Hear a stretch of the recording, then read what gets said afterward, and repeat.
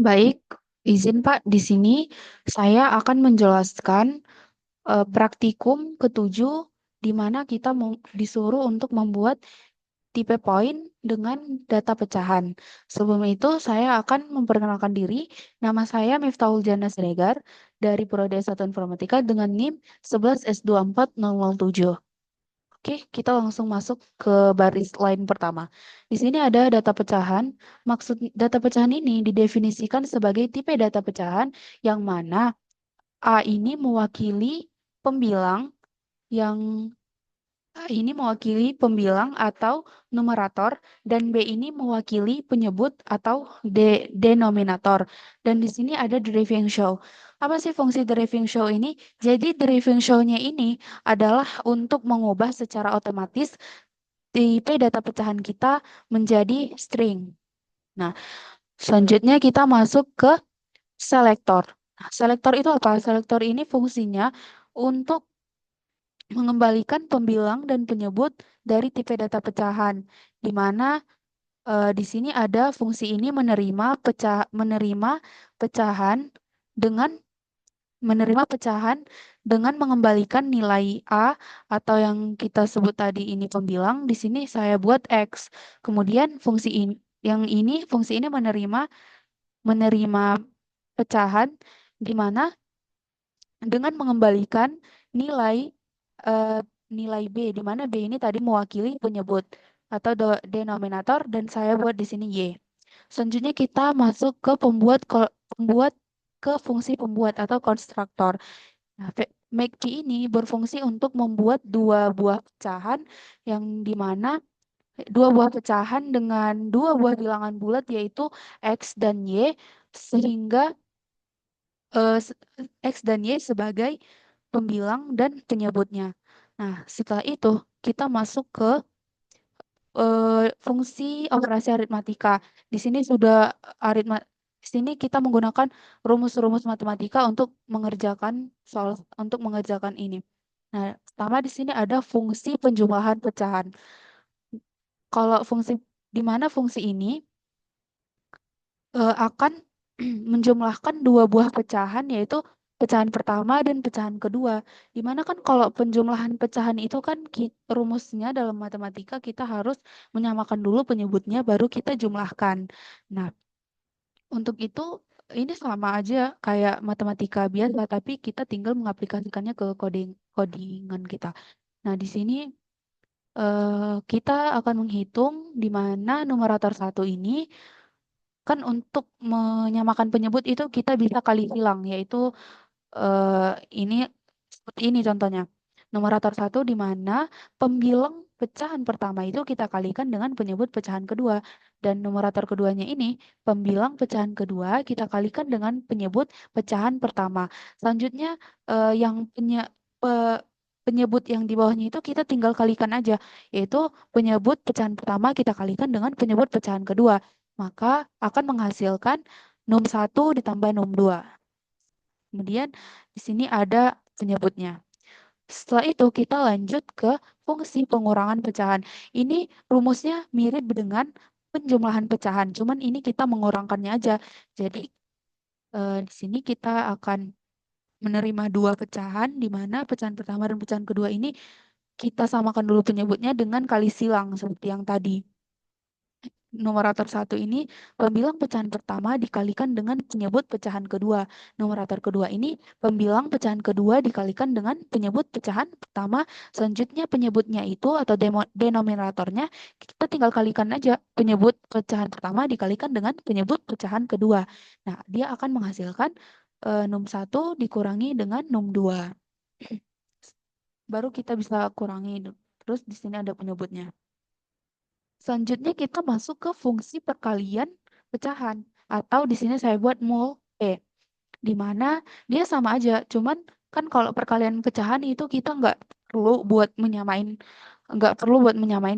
penyebut, kita tinggal kaliin aja pembilang dikali pembilang terus penyebut dikali penyebut. Nah, sama juga dengan ini. Nah, terus kita tinggal masukin aja. Nah, di mana pecahan pertama, pecahan kedua ini kita hitung numeratornya, pembilang pecahan pertama dikalikan dengan pembilang pecahan kedua. Terus denominatornya ini penyebut pecahan pertama kita kalikan dengan penyebut pecahan kedua. Nah, dia akan menghasilkan num dan numerator dan denom. Dia tinggal kita kaliin aja.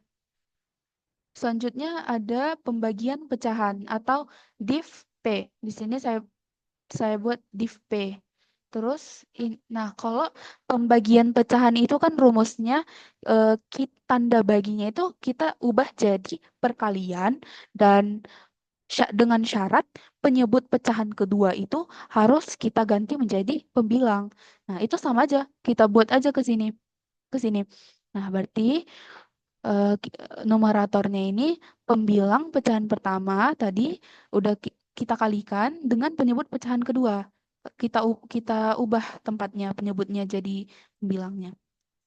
Terus yang di penyebutnya ini, penyebut pecahan pertama kita kalikan dengan pembilang pecahan kedua, maka dia akan menghasilkan nom dan denomnya ini sama kayak gini tadi. Nah, setelah itu kita masuk ke is equal. Is equal ini adalah untuk menentukan apakah pecahan pertama ini sama dengan pecahan kedua. Nah, di sini kan dia akan menerima dua tipe pecahan dengan mengembalikan nilai berupa boolean. Jadi dia nanti ini hasilnya true or false. Oke. Kalau boolean itu kan true or false. Nah, kalau untuk mencari is equal itu rumusnya P1 rumusnya itu pem, pem- pembilang pecahan pertama dikalikan penyebut pecahan kedua. Ini dikali silangkan dulu, dikali silang terus kita buat dia sama dengan. Nah, dia jadi seperti ini. Apakah pecahan pertama sama dengan pecahan kedua? Jadi kayak gitu. Tapi rumusnya itu seperti ini.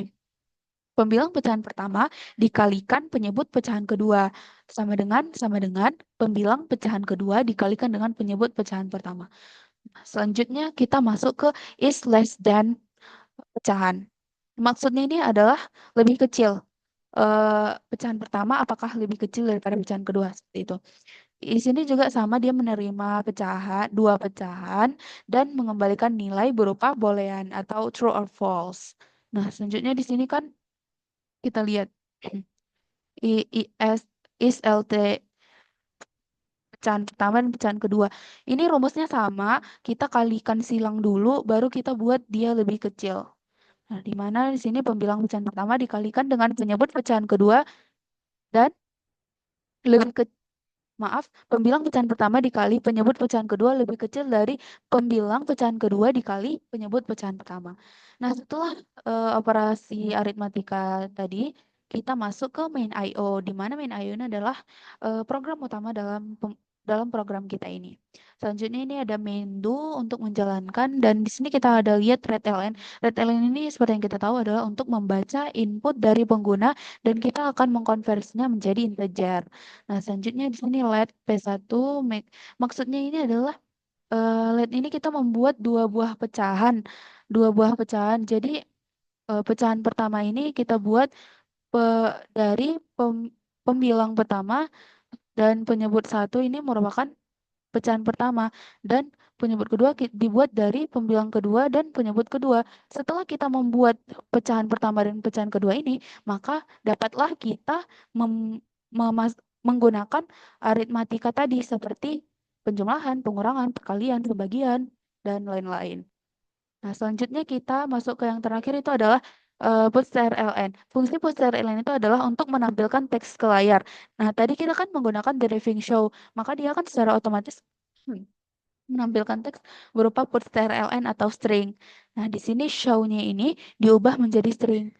Nah, terus di sini kan kita masukkan ln fungsi penjumlahan P1 dan P2. Terus dia nanti akan menghasilkan string. Misalnya aja nanti A-nya itu sama dengan 3 dan B-nya itu sama dengan 2. Dia jadi string gitu. Begitu juga dengan ini. Dan begitu juga dengan ini juga itu sama. Pengertiannya sama. Oke, jadi kita akan mencoba ngeran apakah kode yang telah saya buat ini berhasil atau tidak. Caranya itu new terminal, kita masukkan dhmin-o, tantangan fraction,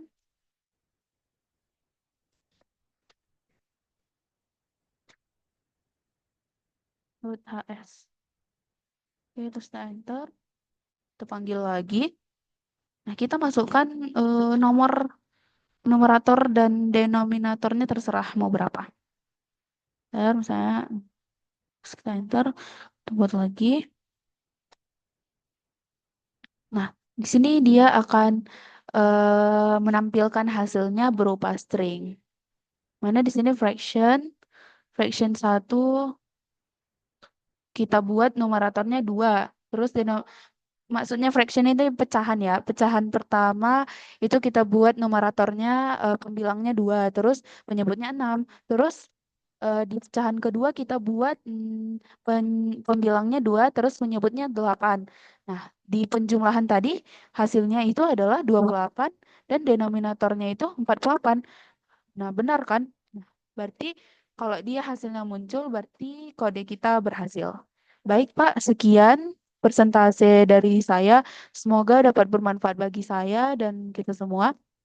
Eh, Jika ada kesalahan atau kekeliruan dalam penjelasan, saya mohon maaf karena saya masih berada dalam proses belajar. Terima kasih.